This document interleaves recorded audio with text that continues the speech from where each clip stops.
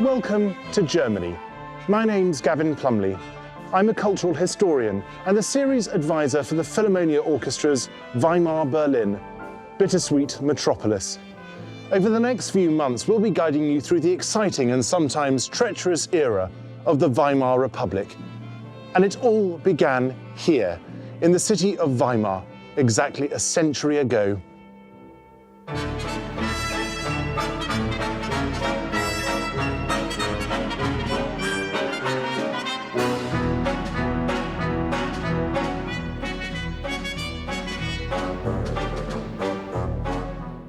Europe was in tatters. Old political systems were on their knees. Millions had been slaughtered. And Germany was entirely to blame, at least according to the Treaty of Versailles. But despite the pervasive negativity and factionalism of the immediate post-war period, a new German constitution was conceived by the Social Democrats and agreed in this building, the National Theatre in Weimar. Previously, this city had been home to great writers and cultural figures, including Goethe and Schiller. Weimar was a peaceful cultural centre instead of a restless political hub. And coming here to agree the terms for a new republic represented a fresh start. And with this constitution began the most extraordinary period of artistic experimentation Germany had ever seen.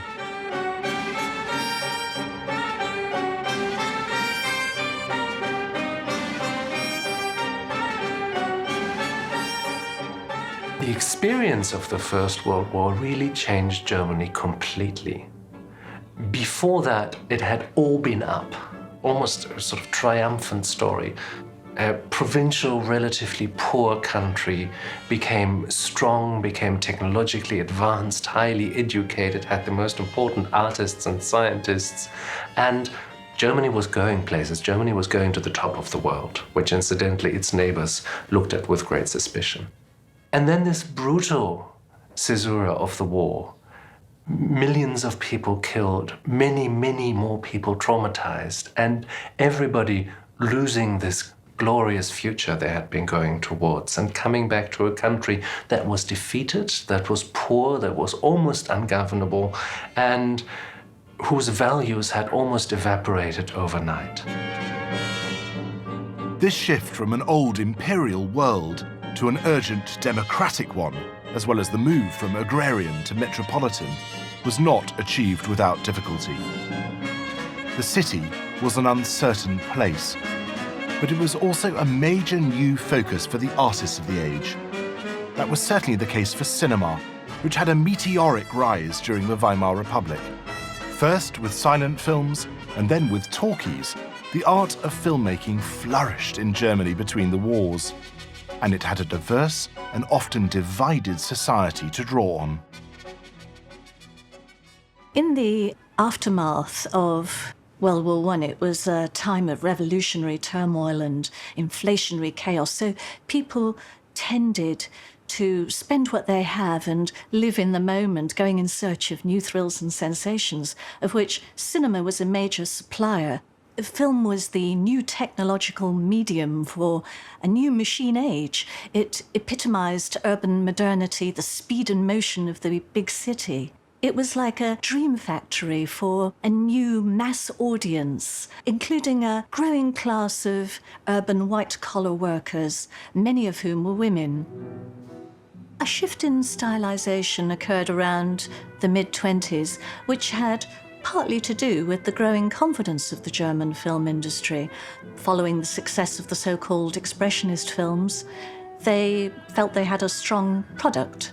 And they also felt more confident some years on from Germany's defeat about the more friendly attitude to Germany in international markets. So they were able to move away from fantastic, Gothic, exotic, historical type settings and dare to reflect contemporary German reality. This shift away from stylization also coincided with the rise of a new style in the visual arts dubbed New Objectivity. which focused on the terrible consequences socially of World War I, with artists like Gross and Dix portraying beggars, injured war veterans, prostitutes. In cinema, new objectivity was a kind of largely still studio-bound, socially engaged realism with a progressive flavour. All Weimar arts were typified by this kind of dichotomy between emotional subjectivity and detached objectivity. Expressionism, flourishing even before the First World War, gave free rein to feeling and often distorted sensations to nightmarish ends. It found a particularly expressive subject in the horror of war. And for some, including artist Käthe Kollwitz, it continued to provide a source of fascination during the 1920s. But Neue Sachlichkeit, new objectivity, was a decisive step away from this emotional brink, presenting people and things with a sense of coolness, rationality, and detachment.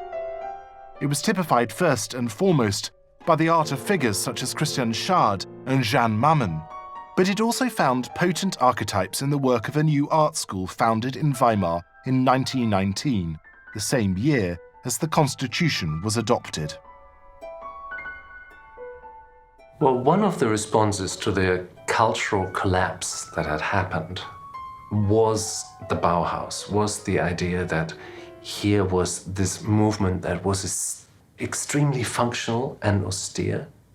The Viennese architect Adolf Loos described ornament as crime because he said an ornament is essentially a lie on something. It's there to pretend that it comes from a time it doesn't come from, made of material it's not made of, etc. It's made to look like something else and like something grander than itself. So let's strip all that away and get back to the bare function. And that idea resonated very strongly with the artists that came together, or architects or craftsmen who came together in the Bauhaus. And they wanted to design a world that was sheer, pure, and functional, in which none of the imperial aesthetics of previous ages was still present. The Bauhaus was formed out of two institutions, Weimar's Grand Ducal Saxon Art School and the city's School of Applied Arts. The founding director of the Bauhaus, as it became known, was Walter Gropius. He wanted to eliminate all classist barriers between artists and craftsmen, instead creating a new kind of practical but intellectual cultural creative figure. And his Bauhaus encompassed many great minds and makers, including painter Wassily Kandinsky, carpenter Marcel Breuer, and architect Mies van der Rohe, as well as textile artist Annie Albers and silversmith Marianne Brandt. Because this wasn't just a school for men. Women were also key to the vision of the Bauhaus, just as they were to the Republic at large. After all, German women had been granted the right to vote and the right to be elected on the 12th of November 1918, the day after the armistice. But who provided the soundtrack for this period of social, political, and cultural change? It was, of course, the composers at the heart of the Philharmonia series. Composers such as Kurt Weill, Paul Hindemith, Hans Eisler, and Alban Berg. The spirit of all arts, but especially music, changed after the First World War. The sort of post-romantic, late romantic opulence and grandiosity disappeared.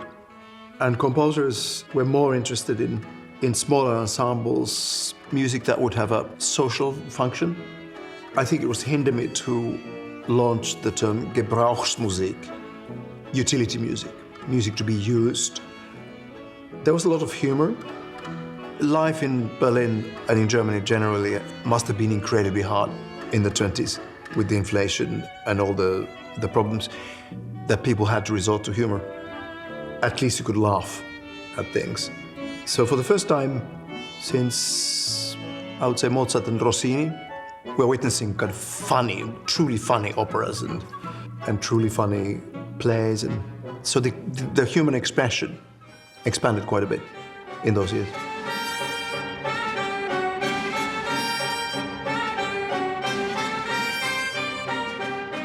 Regardless of your vocation as an artist, the Weimar Republic was enthralling. but it was also dangerous, with a violently fluctuating economy, a divided society, and mad political lurches from right to left and back again. And that made for great challenges as the 1920s hurtled towards the even more tempestuous decade of the 1930s. Come with me on this tour around Germany and discover what it was like a century ago as the Weimar Republic gave birth to a thrillingly diverse new culture.